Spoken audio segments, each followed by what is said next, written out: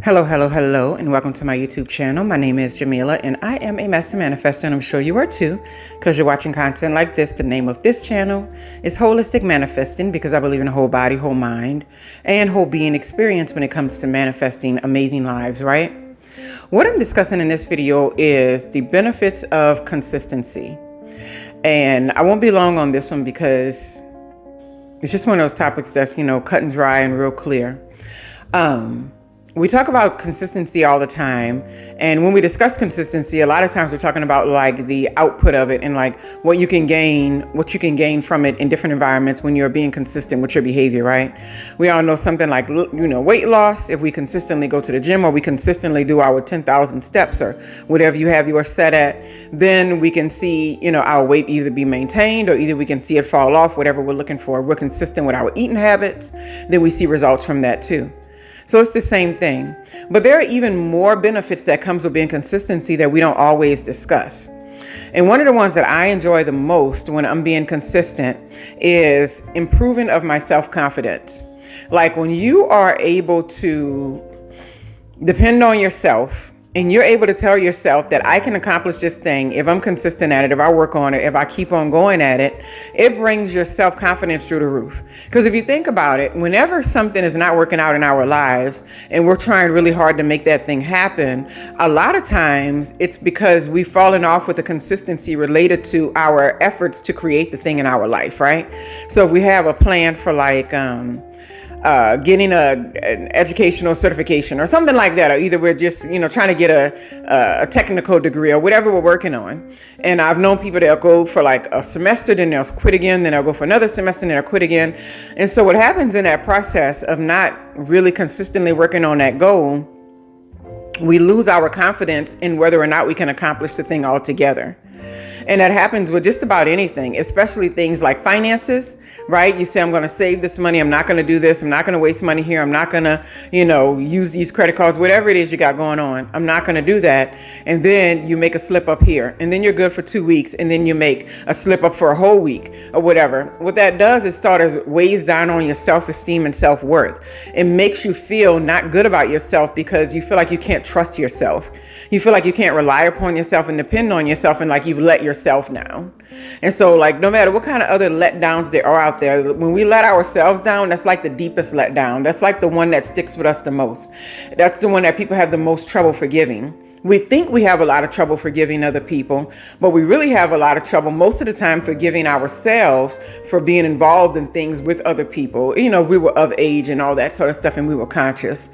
I know that in my past, have beat myself up way more than I've ever been bothered with what other people were doing, because a part of me was like, you should have known better. You should have thought better. It's like trying to give myself my 40-year-old brain to a 20-year-old. It just doesn't work like that. You know more, you do better, you learn better, you make better decisions. So when we let ourselves down, that's like a whole different realm to be in. That's where low self-esteem and low self-worth comes from. So when we are consistent with something, when we say we're going to do it, we show up to do it regularly, we don't make excuses for ourselves, we don't compromise, we become a lot more self-confident. Another thing is that we can be taken seriously in whatever realm that we're working in with other people. When people see that you're consistently showing up, you're consistently doing something, you're consistently adding value, you're consistently showing that you want to be a part of a group or create this thing in your life, other people start to take you seriously, and then they might tap you for opportunities or tap you for information or tap you for the wisdom or tap you for mentorship or whatever it is. But you start to surround yourself in places where people take what you understand, your expertise, seriously, right? So it's like, if I'm doing something like teaching and I'm teaching a specific subject and I teach for one semester, then it's like, oh, next semester I'm not available. And then I teach for another one, then I'm not available for a whole year. There's not going to be many people in that world or that industry that's going to tap me for information because I'm not even in it. I'm not even doing the research. I'm not even in the places where I'm sharing the information. I'm not creating new courses. I'm not developing anything. So over time, you start to lose that edge with other people. But when you show up consistently, you become like a go-to person for that information or for that, creativity or for that art or whatever it is that you're creating. So it's like when you're consistent, you can be taken seriously in that space. Another thing is actually complete projects. So this is an interesting one because everybody knows, we've all done this. Whenever you're creative or you create things or you're just trying to learn whether you have a, creativity in you for certain things, you might have had experiences where you start a lot of projects that you don't finish. I was going through my Google Drive the other day and I noticed that there was some book in there and it was just like about a science lab and like GMOs and like the people being used for a certain type of technology to be developed, and then the plan was to act like top secret information was stolen, and then these people were all assassinated within this top secret GMO lab, right? This was something that I fiddled with writing probably about 8 years ago. I forgot all about that little sci-fi book. And I was reading it, I was like, this seems strangely familiar. And I'm like, oh yeah, I remember working on this. But what I mean is that then it made me feel like, oh man, where would this project be if I would have kept working on it? So it's like when you're consistent with things, you actually complete the projects that are important to you. You don't forget about them, right? Like doing things around the house or doing work around the house or something. A lot of people do. They start little projects over here, there. Then you walk in, it looks like a construction site all the time. I know I grew up in kind of a place that always had construction happening, growing up as a kid. And so what happens is that it's based on not being consistent. It's like going with your whims and your feelings. So whenever you feel like doing it, you jump into it. When you don't do it. What happens is then you wind up, a year later, then you got a whole bunch of open projects that you never complete. And sometimes it's not about the project being perfect. Sometimes it's just about completing it. Just about, putting a bookend on that thing. Because if there's supposed to be some improvements done to it, then you can improve it after you've got to the finalization point and you get close to it. A lot of people allow almost anything to hold them up and say, oh, well, I'm waiting on this. Oh, well, I'm waiting on that. Oh, as soon as I get to do this, then I can go ahead and do that again. If we're consistently doing a little bit of something every single day, that project will get complete, right? Like if I'm working on a new book and I have like a specific timeline, like I want to finish this in 60 days, right? I get the motivation, I get the inspired action hits me, and I get a subject that I can just run with, right? I want to do this in 60 days. What I look up as, okay, I might need about 70,000 words, for a first draft. And then I look and say, how many words do I need to write per day? And then how many chapters do I have? What are those? And then so how many roughly words do I want to put in each chapter? I'll do that so that on a daily basis, I know, okay, I'm writing 1,200 words a day. By me doing that, I know that consistently, if I consistently do 1,200 words a day, I'm going to be finished at that exact moment with the first draft in 2 months like I want to be. So it helps you finish projects when we just get consistent and we say, let me do this automatic no matter what. Something else I'm consistent with is get on my daughter's nerves. Steps.